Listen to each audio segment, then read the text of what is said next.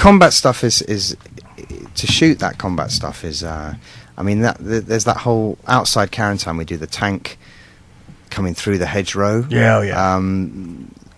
You know, shooting that kind of stuff is, well, there's nothing like it at all. It is chaos, organised chaos. Right. I mean, that took that sequence. I'm pretty sure was a week to shoot that scene in the field. I mean, the shots with the bazooka where Harry. I mean, early on in the research, it became obvious to me that there were 2 or 3 pretty salient episodes where Harry had done things that God knows I could never get anywhere near doing. You know, in real life, that he'd above and beyond the call of duty, he'd done something pretty extreme. He took out this tank, you know, with a bazooka in the middle of a field because he knew somebody had to, and he was leading the platoon. So he thought, officers go first. I go do it. Right. And the reset on something like that, it's a tank. It's not like a... it's a real big tank. It's not a Volkswagen. No, it comes through the hedge like a big tank would. It wrecks the field, and then you have to back it up, which takes you an hour or 2. You have to resurface the field. You have to rebuild the hedge. Before I think we did like 3 takes on that tank, but with multiple cameras. It just goes back to the authenticity and the dedication to creating the Band of Brothers like that. I mean, literally, you guys, to get it done right, you took the time to do it right. Well, yeah. As I remember, during those days, I was pretty much marching the platoon around on and off camera. So, you know, I'd march them down to set, even though it's not on camera, and that was just expected that you do that. But what's even, to me, what's even more interesting than the actors and their commitment is when I watch a sequence like that tank battle, I can't remember how they did all the bazooka stuff. You know, I didn't fire a blank firing bazooka. Was there a line going for? There are old school techniques within Band of Brothers. You know, it's not all just. There are moments when the CGI, and it's so sumptuously done. The CG in Band of Brothers is amazing, isn't it? I mean, there's a section in episode 6 which is all in a hangar where we all take a look up and these Spitfires come flying across. Well, that's all inside. So I have no idea how. I mean, I stood in that hangar. It wasn't a field. It was just a few trees. And yet I watched the episode, and it's like, well, we were in a field, and there were Spitfires there. Awesome. And it was the same thing with the tank. You know, I don't remember how we blew it up, but I mean, the taking of that town, the Carrington sequence, God knows how long that took. Maybe somebody will be able to enlighten us about how long that took to shoot. But it wasn't done like. I guess it was done more like a director in England, like they talk about Ken Loach's direction in England, where he would set up cameras and you wouldn't know where they were, you know. So, yeah, multiple cameras and few takes. That's my recollection of it. A lot of the actors have come on and said that there was a few injuries along the way. Yeah. Did you suffer any injuries yourself? Or? I did, actually. Right on the nose. I had an injury. You know, there's a shot at the beginning of the Carrington battle where me and Luz run to a wall, and we're supposed to be followed by the rest of the platoon, and they don't follow, they hide in the ditch, and Winters drags them out of the ditch, and you're left with me and Luz, and I say, where did they go? You know, where is everybody? Luz says, I have no idea! Anyway, I then take the clip out of a grenade and run across crazy ground and throw the grenade in to take out the gunner who's taking us all down. He gets kind of sniped out. One of his guys one of our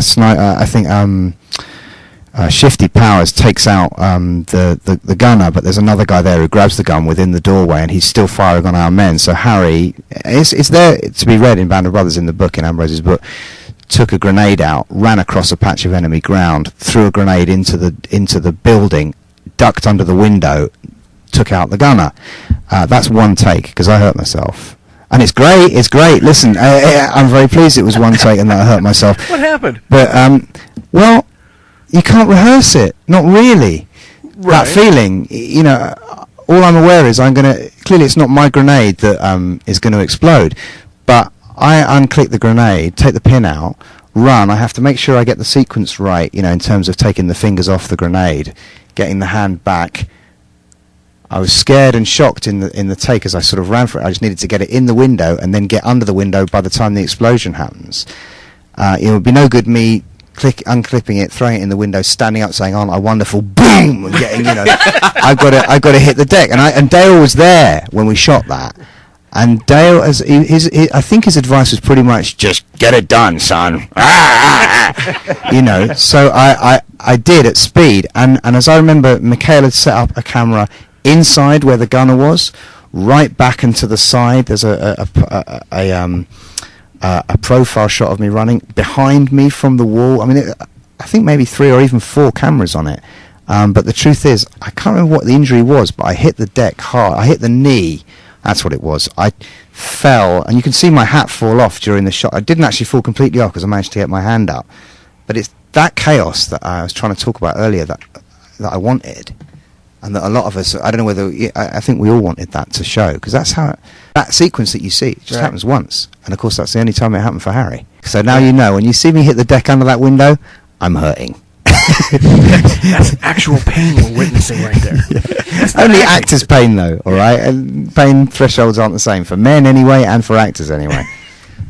But there were other injuries as well. You know that it's been documented, all the injuries on boot camp. Well, we've got Neal McDonough. Yeah, I think that Neal's was as a result of a gun to the face, wasn't it? It was a weapon to the face. Yeah, Neal... the butt of a rifle or somebody shot near his face, and it clipped him in the mouth or the recoil or something. But it was stitches. Yeah. Shane tried to stitch him up. Did he?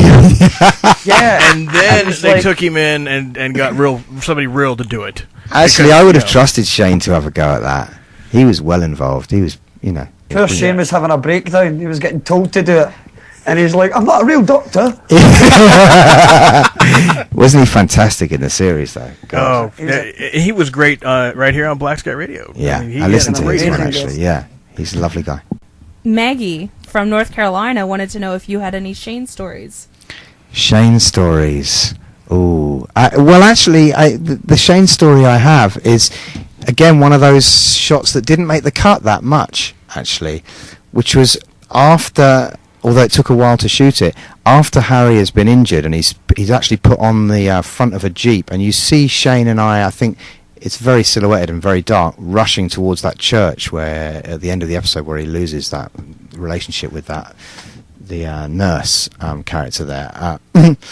But what I do remember, which doesn't make the cut, is lying back on that Jeep, on a stretcher, pitch black, Shane having to, even though I don't believe it was in the script, cover me, because obviously I'm injured, so I can't cover myself, and explosions just kicking off all over the place around us, and we shot it for quite a while, and it's in the cut, but quite slight in the cut, but I felt protected by him, genuinely, and I don't think it was just him being medic about it. He was having an eye towards my sort of well-being as well, generally. He was like that, Shane. He's lovely, I'm afraid. He does seem to be a really, really nice guy. Yeah, it pains me to say he's a real sweetheart, yeah. Yeah. I don't have much to say that's bad about Shane. I was really hoping he'd come up with that's all a facade. He's really a jerk. Okay, let's go back. This guy's a big dumbass, Shane.